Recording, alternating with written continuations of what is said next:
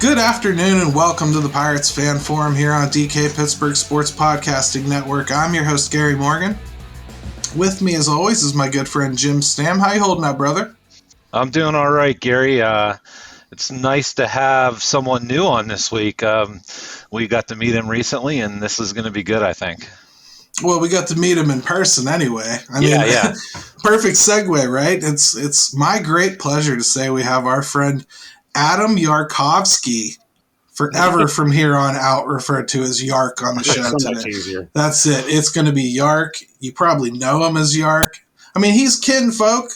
That's what he is. Like Jim and I, he too outkicked his coverage on his second marriage. And if you talk baseball online, chances are you have met the man. He is Yark. Say hello, brother. How's it going, guys? Thank you for having me. Long time, first time, second time? Is that how it works? Well, people are supposed to say that to you now that you're on. You're part of the media market, right? You get to call yourself fake media too now. Enjoy that. Awesome. I mean, you'll wear it well, I'm quite sure. I have to follow I guess, at some point and just get yelled at, I guess. He'll find you eventually. Right. At some point. We don't talk about something he cares about, so we don't have to worry about it too much. That's true. Good point. So I figured let's start with an easy topic today because I already know that Yark is a proven raving lunatic when it comes to this stuff. Are the Pirates going to do better next year if they do nothing else? Does the record improve? And I mean, we had a conversation a while ago online, Yark, where you were talking about like 200 home runs coming out of somewhere. What's my bet with James is I think it's 174, which is a 50 more than last year. So somehow you think they're hitting more home runs, which I'm not even going to get into that debate. But if you think that, I'm guessing you think the record's going to be a little better this year. Oh, absolutely. And I was looking. It's mostly just because it's really hard to be that bad. And I know everybody looks at them and says they're the worst, but people said they were the worst when they were over 500 in 2018. You know, they still forget that was an over 500 team, you know. But I was looking, and it's just like cutting a lot of the dead weight. I was looking, and they so many guys played. There was 65 guys played. 65 guys. Yeah, 65 guys played, and there were 30 of them were negative WAR players. And that's amazing. You know, all you have to do is a little bit better than that. You know, it was like a total of almost negative 10 WAR from them 30 players. You don't really have to be that good to improve off of that, you know? And then when you look at guys like Cruz, you hope that his offense has to be better than Kevin Newman's is. It just has to be. You know, the defense, we know it's not going to be. But I think that's going to help them win more games than Kevin Newman's defense. See, that's an interesting pivot point for it, though, because really, you know, I think a lot of people are attributing some stuff, and Jim, I'll let you talk to this a little bit. I think a lot of people are attributing some of that improvement to some of these younger players like Rowanzi coming up and Cruz and, you know, who knows which outfielder. So maybe Swaggerty makes an impact, something along those lines. In many ways, maybe their improvement level is kind of held at the mercy of how quickly they're willing to call these kids up. Yeah, and I mean, I think too, like, obviously, just to reiterate here is we're talking about the Pirates as they are, like, right now. Yeah, today. They don't add anything else. Right. Let's just say this is it, and let's hope that that's not the case. I hope there's still a little bit more tinkering that's going to go on here. Because I think there might be an opportunity to do that. But, so as it stands right now, and I think you look at it, a lot of it is going to come down to when are they willing to pull the trigger on some of these younger guys? Will it be early on? Will they be forced into it simply by something like performance in spring or injury or anything like that, right? I mean, I think, isn't that how Brian Reynolds even got into the lineup? Brian Reynolds was a series of injuries, yeah. I mean, a lot can happen. So you've got that element to it. And, it's funny. You can almost make a case that they could actually be better and it not show up in the win-losses. So, it's really going to depend on how you look at that. The way, I guess I understand where you're coming from, because they had a number of blowout losses last year that kind of just, they took that, oh man, we're not winning, and took it to woe is me territory, right? Yeah. So Yark, we're talking about like how quickly they bring guys up and everything, and we obviously don't know in the CBA, like where you're talking, are they going to get rid of the Super 2? I think without the Super 2, I think we can have a reasonably intelligent conversation about these people coming up. I don't think there's any of them that are ready off the jump. Like, maybe Cruz plays his way onto the roster right away. But man, a part of me wants to see him get a little more than a week in AAA. I mean, maybe that's old school baseball thought on my part. I mean, not really. I mean, I see how I think that's going to be more of the way it works this year. Like, I think they started a lot of guys like him. He should have started in AAA. He would have started in AAA if 2020 wasn't the mess. No, I was kind of surprised they didn't do that. You're right. And he actually did that with a few guys that, it was questionable. Like Bolton, before his injury, he was thought to have been set up for AAA. So the way I think of it is like they're not really looking at it as AA, AAA when they put it together last year. Now, they've said as much too. They've said they think of them as a step away from the majors, both of them. Right, and so now I think that like a lot of the journeyman type minor leaguers that were in AAA are kind of going to get bumped out by more of Cherington's guys that are more a part of his vision for what he wants going forward. So I think Cruz's at bats were just count them as what they would have been in AAA. Like, I think he's going to probably see a few weeks, depending on it's that extra year. It's not even that Super 2. It's that extra year, man. If you can't, to throw away that extra year is like just throwing a player in the garbage. Never play it.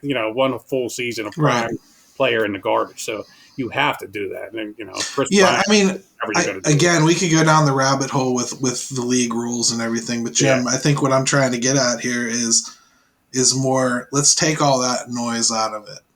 Let's talk just from a development standpoint. Mm-hmm. Are you comfortable with spring being enough to pull anybody directly up from AAA that you see right now on the horizon? Like, I've heard a lot of people throw Diego Castillo out there, which to me is like he's already kind of rocketed up, like since we got him. So, I mean, I would entertain it. Do I think they're going to? Let's just assume we have semi of a normal season and, a decent amount of games and whatnot. No, I don't think they're going to. I certainly think they're going to treat it as a case-by-case basis. I do think Yark was on to something just out of sheer luck. Luck in the law of averages. It's going to be, they lost 101 games last year. So do I think they're going to be better? Yes. I think you're going to see an improvement in that winning percentage because we might not be dealing with the same amount of games at this point. But I can see it marginally being better. I don't think you're going to see anything between more than 5 or 10 games that would be pushing it. 71 wins? Yeah, in my opinion, I think that would be on the high end of things, the 10-game mark. But, I would definitely, if some guy comes up and pushes for playing time and shows that he deserves an early look, I would do it. But you do have other factors to consider with that, too. I think that's a good place to take a quick break, but when we come back, we should probably pick up this conversation because everything we talked about really surrounded around mostly the position player rookies. I want to talk about the pitching a little bit.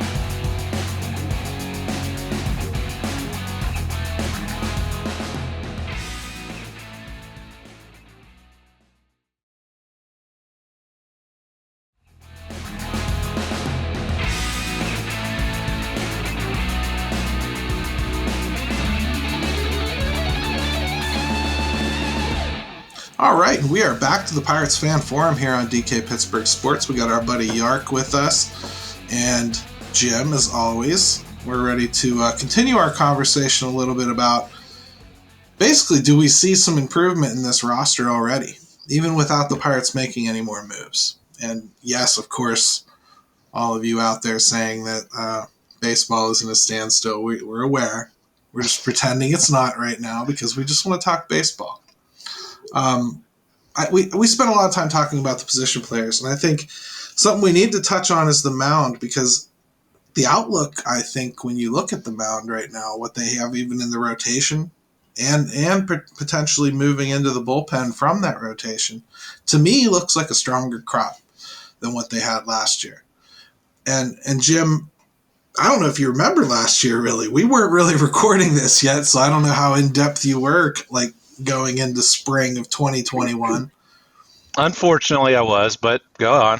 But, well, you remember we were having different conversations that last year. Like, how the heck are we going to fill out a 5-man rotation? And, you know, we were talking about, like, Cahill coming in and legitimately being a member of that. And, like, no doubt he should be a starting option here. And he still had good Fangraphs WAR numbers. Yeah. It's like, what? How was that guy okay? It's crazy. It's that curveball. It's all that curveball. Yeah. He Wainwrights people, but he's like a 50% Wainwright, sadly. So Jim, I think when you look at the mound, it's a much more positive scene this year, even if they don't do anything else. Yeah, I mean, you've got to collect the collection of arms. I think there's just more of potential there. And when you've got more arms to at least go through and see who kind of looks better, whatever kind of spring training we have, or the first month of the season, even, which may turn into a little bit of a spring training type exercise once they get it going. But yeah, I think they're in better shape just because the arms have. You're talking about some younger guys now, a little bit of influx of talent from a couple other organizations now. Yep. So the ironic thing about it is when we were talking about the offensive side of things, we're talking about guys we're kind of waiting to give a boost from the minor league system, whereas on the pitching side of things, we're talking about guys that are already kind of here for this year at least. The young pitching is still a little bit ways away. Backed by young pitching, though. Yeah. I mean, you've got young pitching that isn't probably even really, if everything went right, might not even get a shot this year. Yeah, Max Kranick may not play. Right.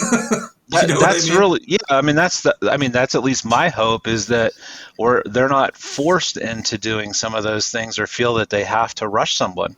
So you go with the guys that they've got a collection. We've already talked about, you could name how many guys as potential starters this year. Now, someone might say, well, that's kind of like having 2 quarterbacks, then you have none. I don't look at it that way with the Pirates this year. I look at it like the more options you have, the better. You're going to have to insulate yourself against some injuries. And I think that's where you actually could see the improvement. I think you're right. And I actually think that it's going to bleed into the bullpen as well. And Yark, you've been around long because you're old as sin just like we are. Yes. But you remember, like, years ago, you'd have a pitcher like Miguel Yajure, like, in Double-A, and we'd have been salivating. We would have circled on the calendar when we really thought he was going to come up and who he'd face. But you know what I mean? Oliver Perez is a really good example of, like, you know, he's coming up through the system. You're like, oh, my, this guy's lights out. Pirates have a decent amount of those right now. Right. Max Kranick's almost a triple-digit pitcher with really, really killer stuff. It kind of came out of nowhere and jumped all the way from Double-A last year.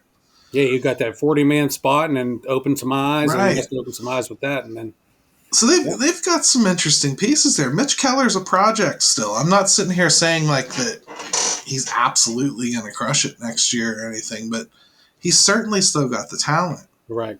You know, they've done some things here. I think they've lined up some things. Zach Thompson's interesting. they've done some things to insulate themselves a little bit, so that they have the kids there, and if the kids win, great. But the kids don't have to win. Right. They can go by with what they've got a little bit, you know? Yeah. Yeah. What do you think of the setup right now with the pitching? I mean, it looks better to me. I think it's going to go. It could go a lot of ways, and even like you said, you can add in no one. But number one, with everything, pitching and the bats, it's like health. I mean, they have some depth, but people have to stay healthy because you don't want to have to start forcing up, guys like Majinski or whatever. I know he only seen that one game, and he's a Double-A pitcher. Yeah. For sure, but you don't want to be forcing him up later in the year because everybody's arm fell off. And see, that's the thing right now. Like the way they're set up, isn't that like a Cody Bolton this year? Yeah, right. So I mean, they even have an extra layer of insulation too. Right. Like guys, I don't think are quite going to make it this year before you even start touching those prospects, those prospects. Right. Oh, so to me, I love the setup right now. It's just a cascade of pitching. I think a lot of the guys that don't make the I don't even know if they're going to start with 5. They might start with 5. They might go with 6. They might do an opener, piggyback some guys, to start, if they don't want to bump a Will Crow straight to the bullpen or even Brubaker or one of those guys. And I'd love to have that talk about the early season light schedule, but we may not have that. So, they'll probably have to start with a normal rotation, I would assume. But Jim, there's all those days off and stuff too. Jim, who is going to wind up in the bullpen out of that mix? Because I think your best crop of pitchers, besides like David Bednar and I think besides Stratton and David Bednar, you're probably looking at your best crop of pitchers being starters for the most part. That's where I'm at. So I would think like Will Crow winds up in the bullpen. Maybe even a Max Kranick finds his way into the bullpen. What do you think? I mean, who are your biggest and best options there out of that starting crop? It's like you said. I mean, obviously you've got Bednar, you've got Stratton, you've got Sam Howard still going to be there. I think Bob Locke will be happy to hear that. I still like Sam Howard, by the way. I think you got Underwood probably again. Underwood, which he did eat innings last year. You gotta give him that. That's exactly what I was going to say. Is he did eat innings. I think Dylan Peters is a guy that you could see really fit into a good role there, because I don't know if ideally he's got enough to stay in a starting rotation. But I think if you could put him in, you could get either something situational out of him or maybe even 2-3 innings if you had to. So he's got some versatility to him. I'd like to see Will Crow eventually end up in the bullpen. But he's somebody that as you go through it, though, I think you start to see there's some tough decisions, right? There definitely is some tough decisions. I think we'll probably be looking at someone like Kranick may end up in the bullpen if the starting rotation works out well enough.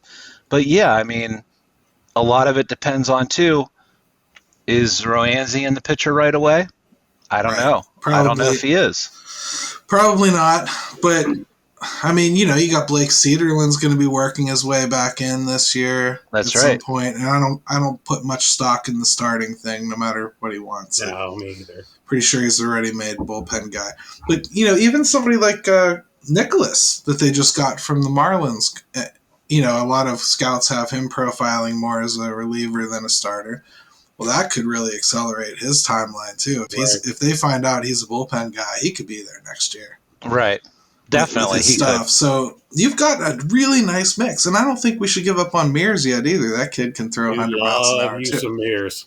So he's actually someone to keep an eye on, I think. Yeah, so there's a lot of options, and honestly, I don't want to get like too crazy optimistic. It's a Pirates show, but the pitching has me intrigued. At least I feel like maybe the best way to put it is at least I feel like I don't have a predetermined idea in my head of how everything's going to turn out.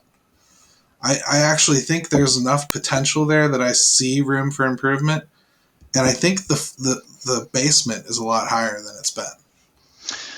Well, and just by virtue of and this goes back to a little bit what we were talking about in the first segment of on the offensive side of things, by keeping guys that really just have no business being either on the mound or in the outfield, like, you know, the Kai Toms of the world or the Del Pozos of the world. Yeah. Guys that just, I mean, we just needed bodies. Yeah. And they are past that point. I think we can safely say that. Yeah, you know, like if they're not, my God, something. Yes, and Neveroscus is exactly another guy I was thinking of. So, you know, just to get past that point of things and bring it back to what we were talking about originally, I do think you're going to see some improvement. Getting those types of players out of there, no offense to those guys, but they weren't really major league caliber ball players. Well, see, that's the first point Yark made when we first started talking about this was the subtraction of all those sub-WAR players. And yeah, I think on the mound is where we're going to see that the most. What do you think, Yark? Yeah, it can't be hard. That bullpen was so bad. You know, the bullpen was so bad, and the back end of the starters, and you're right. Like, there is guys like, even, you know, you love Mears. I think he might be one of the first guys DFA'd if they need room kind of guy. But like, he does have good stuff, and if that's like where you're at, where he's at the back end of your 40 man into 50, yep, then you're in better shape than you were, you know, before. Before, you're counting on him to be a middle of your bullpen type guy, and, you know, to really eat some innings up and take care of business. But just looking at the names and stuff now, it's so much better than it was. You know, you have youth coming, and you have young guys like in their prime that can, like you said, you need a surprise. They have like 4 or 5 guys that could, you know, when your Crows, right, and Kellers and Brubakers and your Hurrays, and, you know, you're hoping Roansy. I think it's going to be smart for him to stay down for a little bit. He might have to be like the super 2 weight guy, and that mostly could be just the save on innings. You know, if they do that, right, 6-man rotation every week, you're only going to pitch once a week, basically. Well, he did stress his elbow a little bit too, at some point last season, which I know they got through that scare. But once you've had that, you know, that scare doesn't go away too easily. Yeah. So, but yeah. We'll see. Plus, we were just talking to Greg Olson the other day, and one of the, you know, we talked about it was a rite of passage at this point to have Tommy John. So anytime a guy's like, you know, 22, 23, hasn't had it yet, getting close to the majors, throws really hard. Absolutely. It's about that time. Yeah, the first thing I think is like, well, when's he going to go on? You know, you start projecting out those windows. You're like, okay, we should be good from 24 to 25. But what if that's when Ruanzi has his Tommy John? And then, you know, get like ahead of the Neil Huntington stuff like that. He counted on Ty on so much. You know, he was supposed to be the next big piece coming up. And, you know, look what happened, you know, to Tommy John, or, you know, well, he had the one in the minors and then, you know, the cancer, you know, thing. But yeah, that was an unlucky dude. So yeah, I guess since Yark wants to segue, we should probably segue. Or do you got one more point, Jim? Yeah, like I was going to say is, even when you go back and you look at, it's funny how quickly time can pass where you're just like names you so quickly forget about, probably because we want to. But, I mean, even look at the 2020 roster. You're talking Nick Tropiano. I mean, you know, Neveroscus. Yeah. You're talking well, Nick Mears had to pitch that year. Yeah, Miguel Del Pozo. Michael Feliz was a mess. I mean, just guys that we're not going to have to hopefully see that kind of fringe anymore. And right away, that tells you at least they're in better shape. Yeah, and I think that's probably one of the most dramatic changes too. I mean, but as we transition into our conversation, because the next topic we're going to talk about is, is Neil Huntington really as bad as people want to remember? And I know that's going to be a really popular topic. Nothing gets Pirates fans more fired up than that stuff. But as we segue into that, that was something right off the bat that Neil Huntington was very good at, building bullpens. I mean, he was excellent at that. He'd find guys off the scrap heap. He'd turn them into something. Chris Stratton's one of them.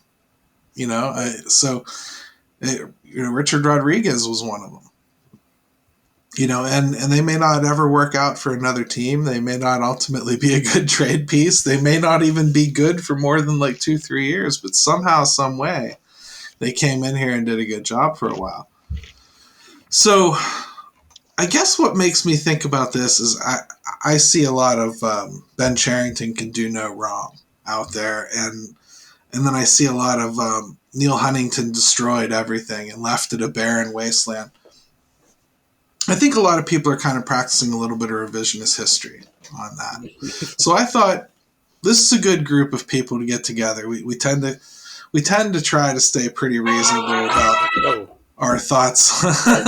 We stay pretty reasonable about our thoughts when it comes to the team and what we think is an actual assessment of what's happened. So Neil Huntington came into a real mess, I felt, from Littlefield, right? And when we say devoid of talent, what he walked into was devoid of talent. They literally had nothing. And he somehow flipped what he did have into a team that started to win, and towards the middle of the decade got themselves in contention. I think the way that he managed it after that is really where his reputation fell apart, right? So when we talk about Neil Huntington and we talk about what Ben Cherington's doing, it's impossible for me to look at the prospect list, the top 30, see that 10 of them are Neil Huntington additions, and automatically assume that he is, the worst GM that ever lived. I mean, he had talent in the system. It was too far away for what he was trying to do. And his message got cold, and he wasn't being heard anymore. He screwed up. They fell apart after the window. That's, to me, the way it actually happened. We'll get into why, but Yark, I'll go to you. What do you think about the job Neil Huntington actually did here? Do you think it's mischaracterized when people talk about him leaving the shelves completely bare? Well, no, he did. He definitely did not leave completely bare. Yes, it's absolutely mischaracterized. But what he did was there wasn't enough close. Like you just basically just said that. But and the last few draft picks didn't really pan out yet, And Tucker got rushed. Newman hasn't hit like he should have hit, except for that 1 year. And then Will Craig, which I still think Will Craig was a good baseball player, but he just wasn't good enough. He just wasn't. He could do some things. Like he taught himself to be a good defensive first baseman. He came up as a third baseman, I believe. Yeah. And it just and the power never came, and for whatever reason. And then I don't know if that's we'll probably get into the development of it, but is that part of it, or are they just bad picks? Yeah, I mean, and a lot of it was where they picked, too. They weren't picking anywhere near the top. They're picking, like, middle to late, and there were just some poor picks in there. I think he definitely didn't have much to live up to do better than Littlefield did when it came to picking. Right. But, Jim, you look at the top 30 list, I see all these players that Neil Huntington brought in here. Quinn Priester, top of the board, right? Mm-hmm. Odio Cruz. It's... Tanaj Thomas is somebody they traded, like, a couple of, like, people that just they didn't see a future in for somebody that really could be a top 100 player pretty soon. It's crazy to me. Travis Swaggerty is his, last pick, and I'm not sure how he'll pan out, but Ji-Hwan Bae is up on this board. It's crazy to me that people can just say that it was completely empty. It wasn't empty. I think there are kind of shades to everything when you look at this. One of the things that probably really hurt him the most was that there was the complete missing and complete what's the word I'm looking for? They just didn't hit on anybody when they did draft in those top picks, even though they weren't first, second round, first or second or third picks in the draft, but they just totally missed on the Tuckers. It looks like the Newmans. They missed on Will Craig. So you can't walk away with nothing there. There was another side to that too that always frustrated me that nobody ever wanted to talk about, because it's well documented that the first rounders were a lot of misses there. Mm-hmm. You're allowed to pick some players in the second, third round that do well too, right? I mean, true. Well, you have to if you want sustained success. But overall, if you look at what he's brought in here, he stunk out loud at all that. Like, they don't have a lot of that on their resume either. Mm-hmm. So drafting was a problem. It really was. I don't think he drafted well. And even though I did give him the excuse already of, like, he was picking late, a lot of the time, or mid, you can still get reasonably assured that you should have a player that at least makes the league. That's really what I was trying to get to, is you just can't miss as much as they did, as badly as they did. Yeah, Brian Hayes is a perfect example of that. He's technically a first rounder. He was a comp pick, right? So I guess you could technically say he's a second rounder, really.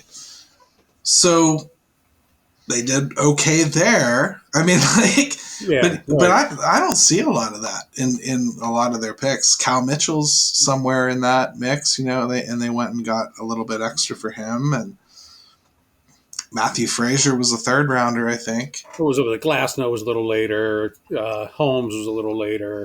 That was during that right? Yeah, and I don't know if we want to count Holmes as somebody who's succeeded now, but but he made it to the league. Yeah, he made it to the league, and he had a really good stretch with the Yankees last year. Yeah, and then you got even guys like Josh Bell and your Pedro Alvarez. Second rounder, right? Yeah, I mean, like, even that, the Pedro Alvarez of the world, the Josh Bell.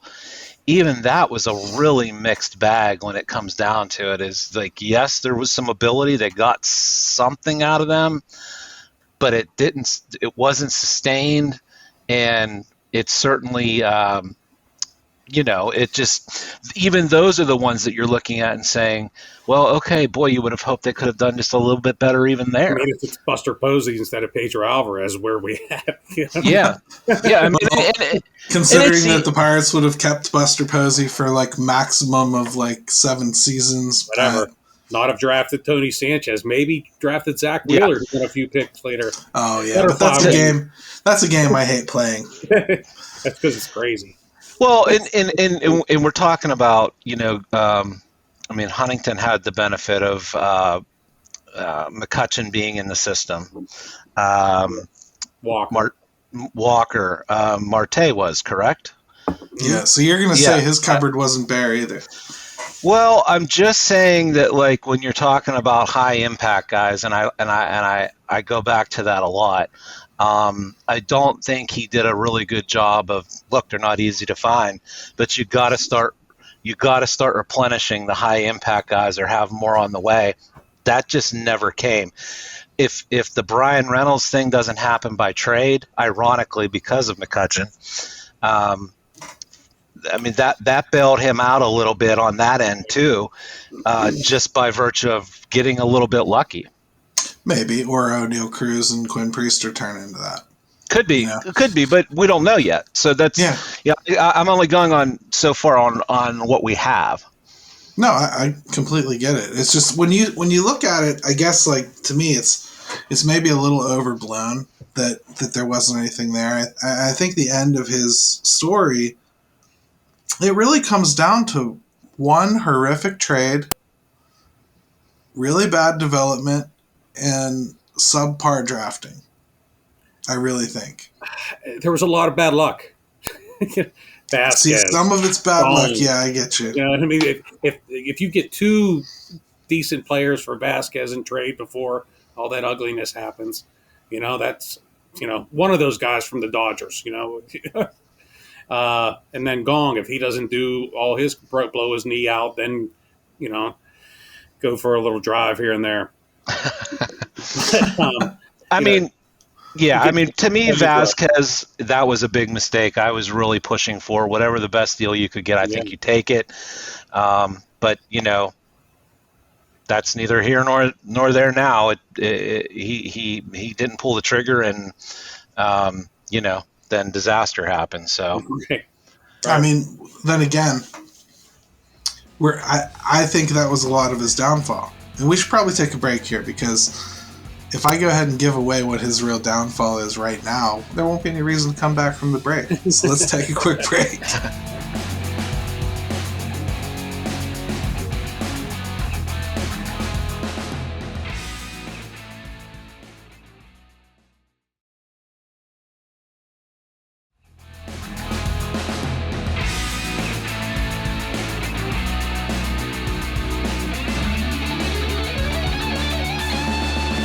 All right, and welcome back to the Pirates Fan Forum here on DK Pittsburgh Sports Podcast Network.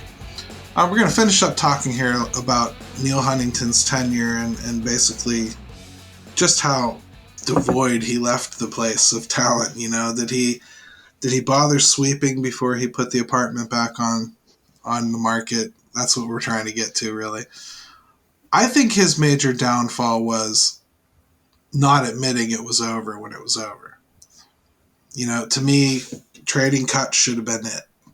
They should have known right then. When they traded Kutch and Cole, there was no bridge going to happen. Just traded the heart of those playoff teams. And then on top of that, had retirements come along, and just things started falling apart. If he had pulled the trigger on a lot of moves right then and there, he could have restocked the system and kind of started what Ben Cherington picked up and started in 2019. Jim, that's where I'm at with it. I don't necessarily think he was a bad GM. I don't think he left the place in a shambles. I just think he could have probably spared his own job had he just admitted that the team window had closed. Yeah, it's a really interesting fork in the road there that you wonder why, because I don't think, but by all indications, I mean, even after, the wheels completely fell off, and it sounds like Nutting was still happy with him. He wasn't going to make a change. It wasn't like, I don't think he felt his job was in jeopardy, where he had to make those kinds of moves or not admit that the window was closing. But yeah, I mean, you would think, and look, we're looking back on it, knowing what happened, and things seem a lot more clear now. Oh, it's Captain Hindsight for sure. Yeah, it really is. And so you do want to be fair there, but you also mentioned we're podcasters. I don't want to be fair. Right. We can be the experts. Media now. The fake media. So yeah, join in. You would think once you moved off of guys like you said, McCutchen and then Cole, you would think you would know. You would think that would smack you in your forehead and say, exactly. I mean, especially when there's nobody ready to come up behind them, that you're thinking, okay, great, we've got to move these guys. It's time for one reason or another.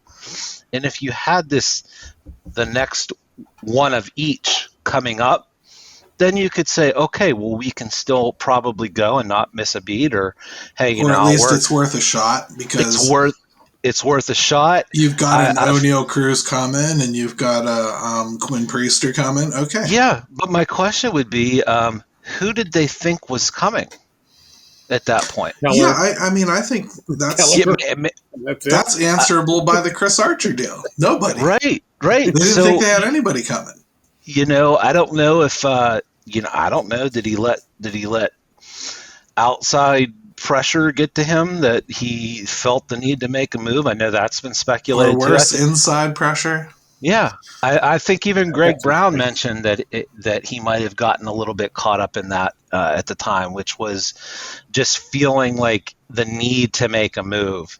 And then once you start going down that road, bad things can happen when you get yourself in that spot that you probably shouldn't have driven down that road to begin with. You know? Yeah, I mean, Yark, do you think he just heard one too many times that the Pirates never went all in? And then he decided to go ahead and do his version of all in with what he possibly could muster together. I mean, I think he liked Archer, and I think that the team president had a lot to say with it. I think he wanted to replace Cool. That team was on pace to go over 500. They wanted to pretend that they were winners again. And I think Frank pushed it, but and honestly, at the time, Meadows and Just Glass now would not have been a bad deal for Archer, because those guys were struggling at the time. Meadows was up and down, and he still is. He's very inconsistent. He showed power, and he's been okay. And Glass now, he's barely even pitched in his career. He's going to go. He's going to be a free agent, having pitched maybe something like 300, 400 innings or something ridiculous. You know what I mean? And that's if he's ever the same after the sticky stuff, yeah. Right, and he was up and down then. It's what I was shocked is that they traded Baz at the end. Like when it happened, I'm like, oh my god, they just drafted this guy. I can't believe he's. How often is a player to be named later? First round pick of that caliber that you just made. That was probably what floored me the most too. But I mean, I think they desperately wanted the bridge talk to be true, and it wasn't. And instead of just backing out of it gracefully or making moves to adjust course, they stubbornly stuck with it. And they did set the organization back a ways, which prompted the need to change the GM. So I guess I don't want to say that he left the cupboard bare, but I will say that he didn't mind the store very well. Yeah. And I think what it does is, too, for me, when I start looking at how, even back to Littlefield and then, Huntington and then, got Cherington right now, and the difficult spot these guys are in on these types of teams and these types of organizations where you don't have the payroll aspect to help bail you out a little bit is how many things you have to get right along the way. Yeah, right. I mean, whether it's drafting, whether it's development, whether it's your trades, whether it's making sure the system doesn't have just that 3-year window that you can kind of start stockpiling and replenishing as you go, and you've got all these things, and if you miss on one or two of them, health, luck, then you've got the health, then you've got the luck, and so when you miss on one or two of them, it can really just blow things up on you. And to me, it's just a reminder of just the monumental task in hand for guys that take these types of positions and how good you have to be on so many levels and fronts. I mean, to bring it all around full circle, I think that's why, a fan of a small market team like we are, that's why I'm able to look at the mix of pitchers the Pirates have right now and actually work myself into being excited. Right. Well, the reason I say that is for more starters. There's no names there. There's no locked on, this guy's going to be an all-star. There's no, I'm going to throw this guy out against their best every single time and we're going to win. Boy, if we get to a wild card, that's the guy I'm sending to the mound. There isn't any of that yet. What there is a group of guys where I see that potential in a few of them.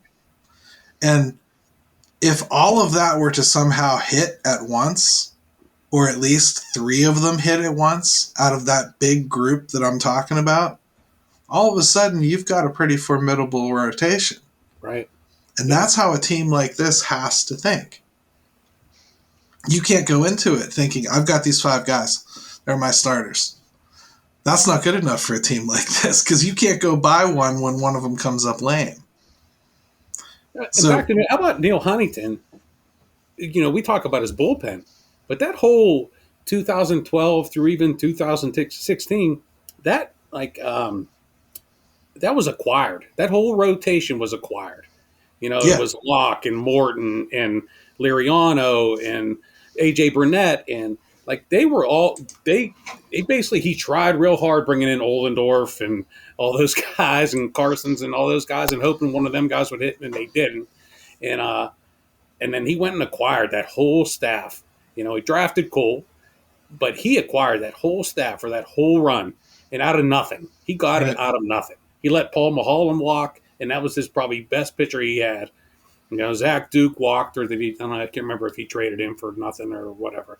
But he really built you're right. It was all brought in from outside, so it's not like it was developed. And maybe that's part of why we didn't recognize the real problems on the farm. And I know there were some writers that were raising alarm bells about that. Dejan's one of them, actually. Yeah, was raising alarm bells about that in the early 2010s about what he was seeing in the development system that he didn't like.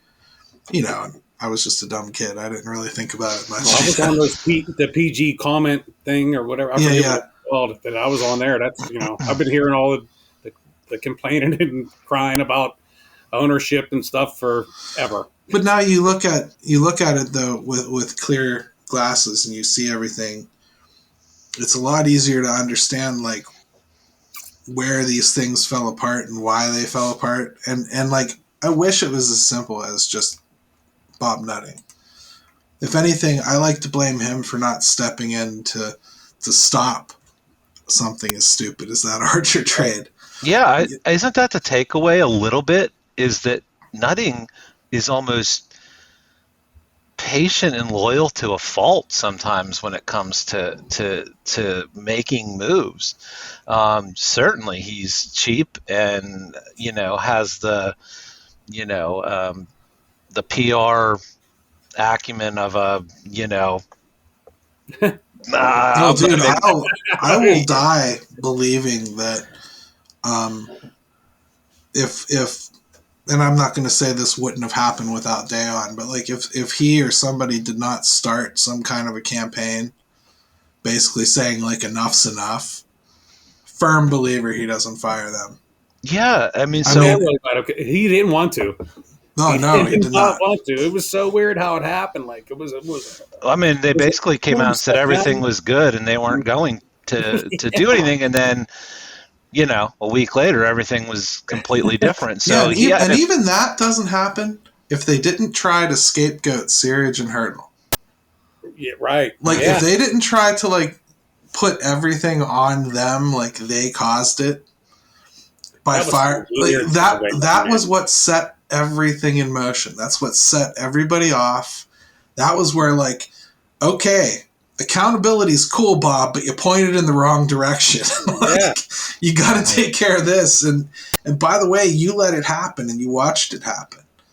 In many aspects, they were fortunate to be able to go out and still get a Cherington. Very true. In the process where they were, the way it was handled, I'd love to know how those assurances were made and those fears were kind of, eased, because I could have seen it being a situation where nobody worth a darn would have wanted to get involved. Well, the right things had to have been said, because that's two impressive executives that he lured here. So I just can't believe they would come here without some kind of belief that they could actually get it done here. Unless they're smart enough to see the writing on the wall where the league itself was going to change and they were going to be here to reap the rewards. But, Cherington at least is a baseball guy, so he can't have seen this as something that would actually take place. Somebody's a good salesman, and I can't imagine it was Nutting, but they're here, so somebody did it. Right. Must have, man. Rob was like, "Hey, we're gonna pull all the stops this year. We're gonna just throw it in a walkout, do nothing, and then do nothing. Just sit and then we're going to ask the feds to help, and then we're going to do nothing. Did anything happen today? No, not that I'm aware of. Owners' meetings are going to happen this week, so nothing will happen, is my guess, until those are done. Okay, I thought that was today, but yeah. And Yark, I was trying to not talk CBA today. We're not talking CBA. But if you want to go to switch a little bit of the topics, like that GM thing, like kind of like what the Steelers are doing now is a little weird. You know, it's a little weird, not to go, into the Steelers as a Pirates podcast, but how, unless it's completely internal, they know who the guy is, he's internal. To not let a guy do a month of free agency in his draft, it seems super strange when you knew the guy was retiring for months and months and months, to not have somebody in place or ready to go. It's kind of similar to just like, I don't know. It's the kind of trust they have in him, and it would be basically like you say you're going to retire, and the last week that you're at the post office, they're like, "You're not doing your route, Yark. We don't trust you." Word. Well, you know what I mean. Like, I'm just saying, like they trust him. That's all there is. No, to I it. get it, but just like, but what's that say to the next guy? Like, what next guy wants to come in and it says to the next guy, if you play ball and you do what you're supposed to do and you do a reasonably good job, we'll be this loyal to you. I guess, yeah. And I also think, too, you're dealing with track records, right? Organizational track records. And I think, one, you can at least say they might have a better idea of what they're doing and might have a better reputation. Absolutely. I mean, and, yeah. So. All right, so back to the Pirates. Yeah. Sorry. Because their organizational track record counts, too. No. I like what's happening right now. I just wanted to kind of set the record straight on Huntington, and it's Valentine's Day weekend, so I figured let's go ahead and throw a love letter out to Neil Huntington because he didn't leave us completely barren, even though nobody in Major League Baseball will hire him to even clean their shoes. He should have a job. I don't know how he doesn't have a job. Yeah, he doesn't, so... Not that I've seen anyway. It's just another reminder when we talk about things, rarely can you speak in absolutes. And right. I think that tends to happen with these types of situations. And people tend to dig in on one side and then won't even admit that it's not all bad or it's not all good. Right. And, I find conversation like that lethal, Jim. Like even when Gary said earlier how... Well, Yark got it. He was a little late, but he got there. We said earlier how talking about trading Vasquez, and after you traded McCutchen and Cole, it was time to rebuild. But there's 10 different ways you could build a team from there. It doesn't have to be a full rebuild. They could have took Marte, Reynolds, Polanco, Bell, Frazier, Musgrove, Tyone, Trevor Williams, and Archer, and added to that. Took a couple more dollars. I know, it never happens and this and that, but they could. You could take a couple more dollars or no, they certainly could. And you're right. We far too often pretend that they had no options there. But I mean, just in absolute, you could do it a million different ways. But it's just a reality in this market. If you don't have anything coming from the minors, correct? Yeah, it's not sustainable. You can't afford for it to be. I agree. So I think that takes an option off the table for how they could go about it here. Yeah, and I think too, like maybe if things would have worked out one of those years and they would have actually got to a World Series or even won, one of them. Because let's face it, I mean, that one team was probably, you can make the case that they may have been the best team. Yeah, they're just as good as any team in that playoffs. Right. So maybe then it'd be a little bit more forgivable that it didn't last, and people would say, well, you know what, it was worth it. It doesn't really matter that they had to start from square one or close to it. Yeah. And we just never got to that point. And that's probably the shame of it is just maybe with just a little better luck, maybe that conversation has a little bit different color to it too, Yeah, I mean, I would probably close out this conversation with, a parting shot about the CBA. If things don't change measurably, last is not a thing that's going to happen in Pittsburgh unless you're talking about what place they finish. they're not going to last as a team. Like, they're not going to have a 7-year window. That's just not going to happen. No. And they're not doing what the Tampa Bay Rays do. Because, honestly, most of you wouldn't put up with it if they did. And you know that if you really, really, really are truthful with yourself.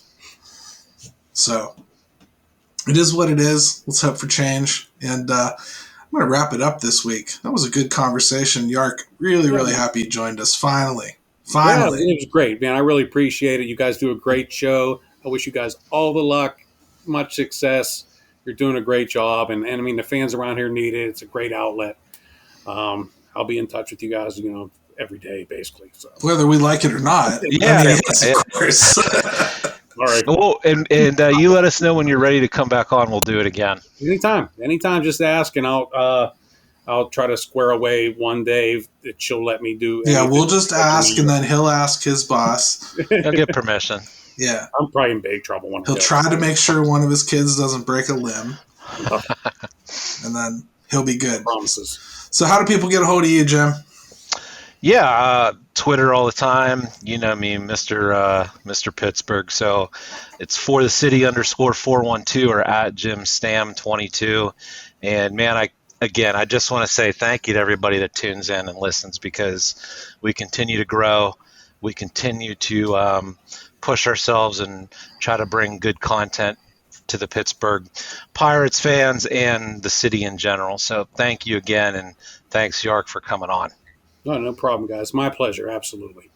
Yeah, this was really good stuff, everybody. And I just want to say, if you kind of look at both sides of every topic, even when it comes to something as silly as baseball, you'll be amazed how much more often you'll find common ground with people.